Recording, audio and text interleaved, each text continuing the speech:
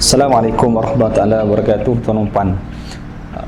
Dalam dakwah Rasulullah sallallahu alaihi wasallam banyak babak-babak, momen-momen yang sangat sebab bila kita tengok bagaimana susahnya perjuangan Nabi sallallahu alaihi wasallam sehingga Islam itu diperjuangkan sampai hari ini.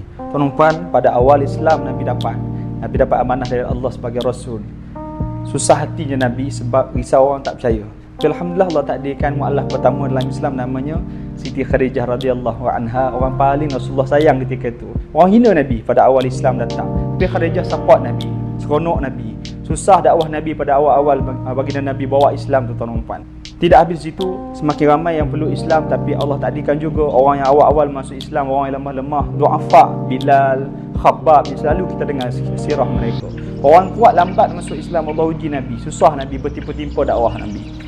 Tuan-tuan, pernah satu ketika Rasulullah tak pernah, belum lagi Islam itu kuat, Islam tengah baru nak berkembang, Allah uji lagi Nabi. Satu tahun yang Nabi sangat duka cita, itu tahun dipulaukan umat Islam. Pemulauan umat Islam berlaku ni bukan setahun dua, bukan sebulan dua, tuan-tuan, tapi bertahun lamanya. Orang Islam tak dibenarkan untuk bercakap, orang Islam tak dibenarkan untuk berkahwin, hatta untuk beramal-amalat, beli belah, semua tak dapat. Sehingga Rasulullah dan sahabat buat keputusan duduk di satu tempat terasing. Sedih Nabi, kenapa? Sebab orang pinggirkan Rasulullah dan para sahabat daripada kaum dia sendiri, orang kampungnya sendiri, yang selama ni membesar bersama, duduk bersama, bersilaturahim bersama. Hanya kerana bawa la ilaha illallah Muhammad Rasulullah, Nabi dipinggirkan. Sedih Nabi. Nabi terpaksa duduk asing dengan para sahabat. Allah takdirkan, tuan-tuan, tidak habis di situ ujiannya.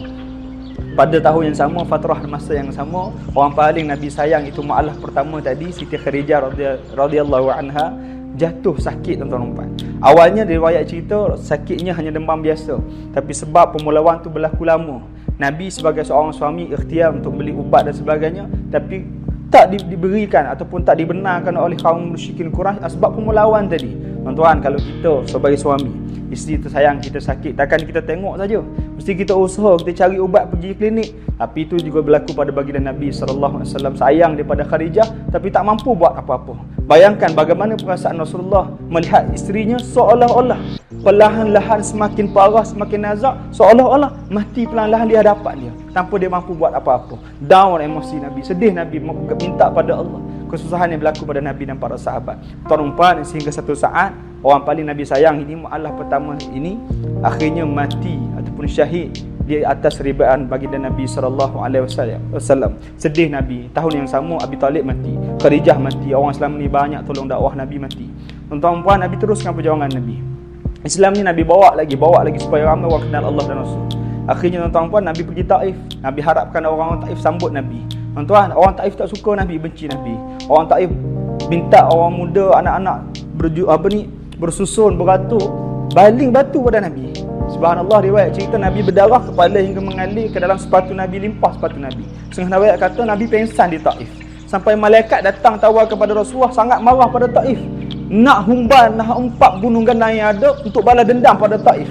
Apa Nabi jawab? Nabi kata, wahai malaikat, tak payah buat semua benda tu, aku doakan satu hari lahir daripada keturunan Taif orang yang akan taat Rasul dia, orang yang taat pada Allah. Tengok sayang Nabi pada orang yang belum dapat hidayah pada Allah. Tuan-tuan, pernah juga satu babak di depan Kaabah Nabi sujud pada Allah, solat dan sebagainya. Allahu Akbar, para musyrikin Quraisy tak berhenti-henti khianat Nabi, buat teruk warna pada Nabi. Ada salah seorang yang daripada musyrikin Quraisy letakkan najis, tengah kata janin unta atas kepala Nabi, tengah sujud, tengah solat, tak hormatnya dia pada Nabi. Sedangkan itu solat. Subhanallah, dia pun tahu itu ibadah yang sangat mulia. Tuan-tuan puan, Nabi diletakkan najis, tak angkat Nabi kepala dia daripada sujud, sehingga Allah takdirkan Fatimah puteri Nabi radhiyallahu anha datang lihat babak bagaimana Rasulullah, ayah yang tercinta, tak boleh angkat kepala sebab ada najis atas kepala, sedang sujud pada Allah. Menangis Fatimah alihkan najis ataupun janin unta yang ada pada kepala ayahnya yang tercinta. Nabi usai solat, Nabi tenangkan Fatimah, Nabi bagi motivasi, kesabaran, ayat-ayat kesabaran, teruskan dakwah. Tuan-tuan, pernah tak kita tanya, kenapa Rasulullah dan sahabat sangat susah nak bawa Islam? Kenapa dia orang berjuang sampai tahap ini? Sebab Rasulullah sallallahu alaihi wasallam nak Islam sampai pada kita.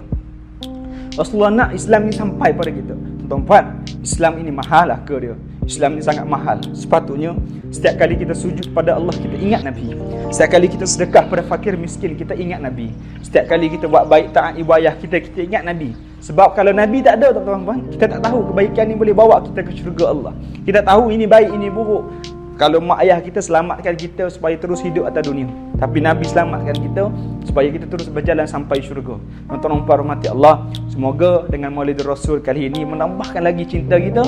Subhanallah, bertepatanlah dengan kata Allah dalam Quran Al-Anbiya 107, kata Allah, wa ma arsalnaka illa rahmatan lil alamin. Kata Allah, tidak aku, iaitu Allah, utuskan kamu wahai Muhammad kecuali apa, tuan-tuan? Rahmat ke seluruh alam. Kita orang Islam, sahabat kita belum masuk Islam, jin, binatang, tumbuhan, apa saja nama alam akan beri impak besar dengan kelahiran Rasulullah sallallahu alaihi wasallam. Hebat Nabi, subhanallah. Jadi tuan-tuan, ayuh kita gandakan kecitaan ini, semoga rahmat ini terus tersebar. Jom sama-sama usaha ikhtiar kita dapatkan juga satu naskah coretan mutiara kata daripada ulama kontemporari kita pada hari ini Allah takdirkan, Al-Fadhil Tuan Guru Haji Abdul Hadi Awang, dengan satu naskah buku yang bertajuk Rasulullah sallallahu alaihi wasallam hadirnya membawa rahmat. Subhanallah, insya-Allah kupasan Tok Guru dalam buku ini tentang rahmatnya Rasulullah, kelahiran itu sendiri, rahmatnya Rasulullah bawa hidayah pada orang, rahmatnya Rasulullah dalam pemindaan negara, juga meruntuhkan segala kejahiliah dan juga penyembahan kepada makhluk untuk kembali menyembah pada Allah yang Esa. Semoga rahmat ini terus tersebar sampai syurga, insya-Allah.